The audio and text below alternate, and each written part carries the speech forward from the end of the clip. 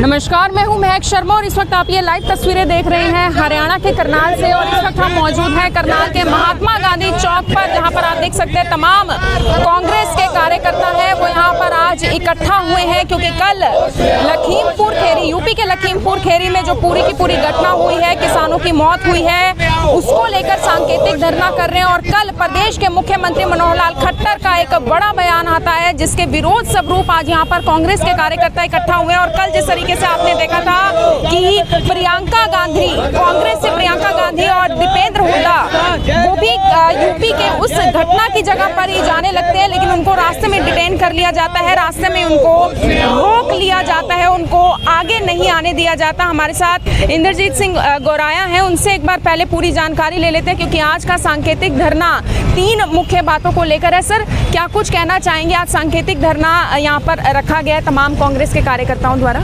जैसा कि आपको पता है, आज कांग्रेस पार्टी के सारे विश्व कार्यकर्ता महात्मा गांधी जी की मूर्ति के सामने एक प्रकार से सांकेतिक धरना दे रहे हैं, विरोध प्रदर्शन कर रहे हैं। जो कल घटना घटी है, 2 घटनाएं घटी हैं जो कि भारतीय संसदीय इतिहास में बहुत गलत और शर्मनाक घटना है। पहली घटना तो है हमारे मुख्यमंत्री मनोहर लाल खट्टर जी ने सरकारी कार्यालय में चंडीगढ़ में अपनी पार्टी के कार्यकर्ताओं के समक्ष उन्होंने कहा कि जो किसान शांतिपूर्ण तरीके से आंदोलन कर रहे हैं, जगह जगह काले झंडे दिखा रहे हैं, आप उनके सामने अपने 1,000 500 कार्यकर्ता ऐसे तैयार करें जो किसानों के साथ लठ लेके लड़े।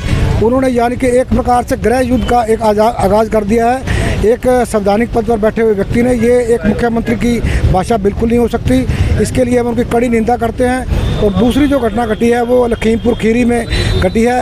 वहाँ के जो डिप्टी सीएम थे, उनका विरोध करने के लिए वहाँ पर काफ़ी संख्या में लोग इकट्ठे थे, तो उनका हेलीकॉप्टर जब नहीं उतरा, उसके बाद जब बीजेपी के लीडर, जो बड़े लीडर थे, वापस जा रहे थे, एक केंद्रीय मंत्री के लड़के ने शांतिपूर्ण तरीके से किसान अपने घरों के वापस लौट रहे थे, उनके ऊपर अपनी गाड़ियां चला दी, जिसमें 5 या 6 किसान मारे गए हैं और बहुत से किसान जख्मी हैं। ये 2 घटनाएं प्रमुख थी जिनकी हम कड़ी शब्दों में निंदा भी करते हैं। और ये अहिंसात्मक जो घटनाएं हैं, इनकी जितनी भी निंदा की जाए वो कम है। और उसके बाद हमारी जो राष्ट्रीय महासचिव हैं श्रीमती प्रियंका गांधी जी, वो जब वहाँ पर मृतक किसानों के परिजनों को मिलने के लिए कल गई है, शाम को गई हैं, तो उन्हें राह में रास्ते में गिरफ्तार किया गया, उन्हें रोका गया। तो ये एक लोकतांत्रिक देश में बहुत गलत बात है, गलत धारणा है, एक तानाशाही को प्रवृत्ति देने वाली बीजेपी सरकार है। हम इसकी कड़ी निंदा करते हैं। इसी के लिए आज सारे साथी यहाँ पर एकत्रित होकर के सरकार तक एक संदेश पहुँचाना चाहते हैं। और हम एक प्रकार से प्रार्थना भी करते हैं कि हमारे मुख्यमंत्री को, प्रधानमंत्री को सद्बुद्धि आए, ताकि वो किसानों की बात सुन सकें और देश में इस प्रकार का फूट डालो और राज करो की नीति पे ना चल करके देश के विकास की बात करें। विरोध स्वरूप कितनी देर तक आज यहाँ पर बैठेंगे?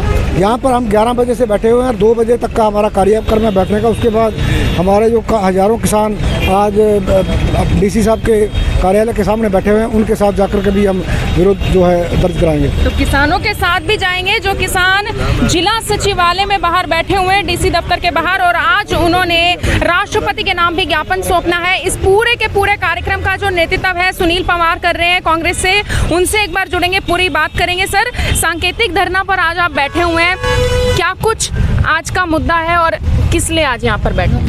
देखो बहन, पहले तो मैं स्पष्ट कर देना चाहता हूँ कि बिल्कुल भी मेरे अकेले के नेतृत्व में कार्यक्रम नहीं है। मेरे साथ अन्य जितने भी कांग्रेस के सीनियर नेता हैं, एडवोकेट चौहान साहब हैं, राजेंद्र बला जी हैं, नवजोत कश्यप जी हैं, भाई मुनीष परवेज जी हैं, राजेश चौधरी जी हैं, अभी हमारे से पूर्व गौराया जी हैं। सभी साथियों और कार्यकर्ताओं के नेतृत्व में आज का ये प्रदर्शन है। और आज अगर किसान वो यहाँ के डिप्टी कमिश्नर को ज्ञापन देने के लिए जाता है, तो मैं आपके चैनल के मार्फत इस चीज़ का व्यक्तिगत तौर पर विरोध करता हूँ, क्योंकि यहाँ का डिप्टी कमिश्नर, यहाँ का पूर्व एसडीएम, यहाँ के प्रशासनिक अधिकारी, ये सारे हिंसा की प्रवृत्ति को बढ़ावा देने वाले और हिंसा को समर्थक करने वाले लोग हैं। पीछे आपने देखा जब एसडीएम ने लोगों का सिर फोड़ने के लिए पुलिस वालों के सामने वकालत की थी, तो डिप्टी कमिश्नर और अन्य जितने भी प्रशासनिक अधिकारी हैं, उनके खिलाफ कोई कार्रवाई नहीं हुई। इसका मतलब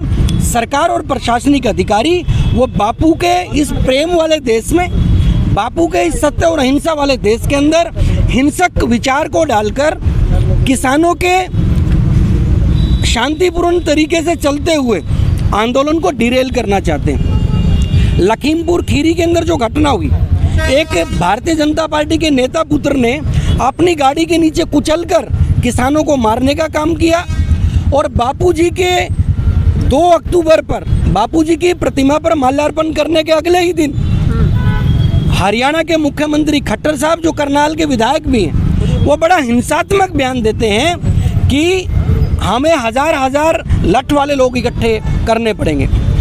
आदरणीय जैसे को तैसा जवाब देना होगा। जैसे को तैसा जवाब देना होगा।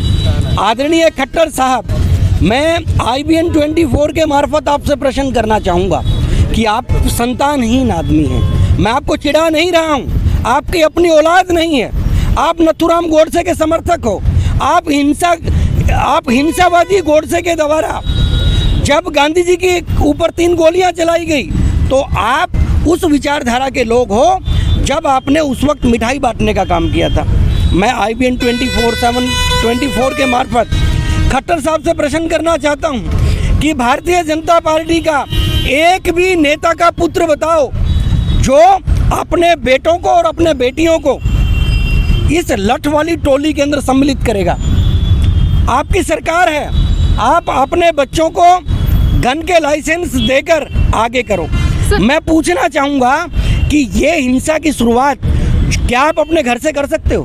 सर, आपको क्या लगता है लोगों में क्या मैसेज आएगा, और आपको नहीं लगता अगर कोई किसान नेता ये बयान देता कि हमें हजार किसान इकट्ठा करने हैं जो लाठी डंडे चला सके, तो अब तक तो गिरफ्तारी हो जाती इस बयान के बाद? किसान गांधीवादी तरीके से बढ़ रहा है। पिछले 11 महीने से दिल्ली के बॉर्डर और अलग अलग जगह पर जहां पर भी किसान बैठा है वो पूर्ण रूप से गांधीवादी तरीके से, अपने विचारिक तरीके से अपनी लड़ाई लड़ रहा है। हजारों किसान, लाखों किसान करनाल के अंदर एकत्रित हुए। अगर वो चाहते तो लाठी डंडे वो भी चला सकते थे, लेकिन उनकी वैचारिक लड़ाई है और उन्होंने पूर्ण रूप से अपने अंदर इतनी पेशेंस बटोर कर रखी है कि जब तक ये आंदोलन चलेगा शांतिपूर्ण तरीके से चलेगा। आज बड़ी शर्मनाक घटना हमारे सामने लखीमपुर की हुई। बड़ा निंदनीय बयान हरियाणा के मुख्यमंत्री खट्टर साहब ने दिया और अभी हमारी कांग्रेस पार्टी की नेता प्रियंका गांधी जी जब उन किसानों के परिवारों से मिलने के लिए लखीमपुर जा रहे थे तो रास्ते में उनको रोककर गिरफ्तारी का काम वो वहाँ की योगी सरकार, भारतीय जनता पार्टी सरकार ने किया। ये भी अत्यंत निंदनीय है और हम लोग किसी भी प्रकार का, हम तो ये कहते हैं खट्टर साहब आप भी हजारों साल जियो, लेकिन औरों के जीने का जो हक है उसको समाप्त ना करो। लोकतांत्रिक तरीके से सारी चीज़ें आगे बढ़ने दो। हमारे साथ नवजोत कश्यप भी हैं, उनसे भी एक बार जानकारी लेंगे। यहीं पर महात्मा गांधी की प्रतिमा के ठीक बिल्कुल नीचे आप लोग बैठे हुए हैं, क्या कहना चाहेंगे प्रदेश के मुख्यमंत्री का जो कल बयान आता है उसको लेकर? देखिए, 2 अक्टूबर को हमने महात्मा गांधी जी की प्रतिमा के आगे अहिंसा की कसम ली थी कि सब अपने जितने भी कार्य करेंगे अहिंसा से, प्रेम से, अनुशासन से करेंगे। तो उसके ठीक अगले दिन हमारे मुख्यमंत्री जी बयान दे रहे हैं कि किसानों को लाठियों से मारा जाए, लठैत इकट्ठे किए जाए और किसानों पर अत्याचार किया जाए, जैसा का तैसा जवाब दिया जाए। तो क्या ये हमारे मुख्यमंत्री को शोभा देता है? आप इतने अच्छे संवैधानिक पद पर बैठे और आप अपनी जनता के लिए ऐसे आदेश दे रहे हैं, तो क्या लगता है कि आप ऐसा करके अच्छा कर रहे हैं किसानों के साथ, अपनी जनता के साथ अच्छा कर रहे हैं? कहीं ना कहीं आपके विरोध में दुनिया जो जनता इकट्ठी हो रही है। क्या लगता है लोगों में क्या मैसेज जाएगा? लॉ एंड ऑर्डर खराब करने जैसा एक बयान ये जरूर था। देखिए, मैं एक बात कहूँगी, जो भारतीय जनता पार्टी है या RSS है, इसका शुरू से कार्य क्या रहा है? लोगों के बीच में अराजकता फैलाना, अपनी गलत बयानबाजी करना, चाहे हमारे आज़ादी की लड़ाई थी या आज की विचारधारा की लड़ाई है। हमेशा इस RSS ने अपने विचारों से, अपने बयानों से अराजकता फैलाने की ही कोशिश की है। इसने बांटने की नीति की है। इससे जो हिंदू मुस्लिम के नाम पे या किसान गैर किसान के नाम पे आज जो ये राजनीति कर रहे हैं, इससे कहीं ना कहीं लोगों के बीच में रोष है और आने वाले समय में हमारी जनता इनको बाहर का रास्ता जरूर दिखाएगी। बिल्कुल, आने वाले समय में जनता बाहर का रास्ता दिखाएगी या फिर नहीं दिखाएगी, ये देखने वाली बात होगी। लेकिन किस तरीके से आज तमाम कांग्रेस के कार्यकर्ता यहाँ पर सांकेतिक धरना दिए बैठे हैं, करनाल के महात्मा गांधी चौक के ठीक नीचे ही यहाँ पर बैठे हैं। और कहना यह है कि 2 तारीख को सभी ने इसी महात्मा गांधी चौक के नीचे खड़े होकर फूल मालाएं अर्पित कर अहिंसा की कस्में खाई थी। लेकिन उसके बाद 3 तारीख को किस तरीके से प्रदेश के मुख्यमंत्री का एक बड़ा बयान आता है, जिसमें जाहिर तौर की बात है कि लॉ एंड ऑर्डर को खराब करने वाली ज़रूर बात है कि 1000 हमें ऐसे लोग इकट्ठा करने होंगे जो कि लाठी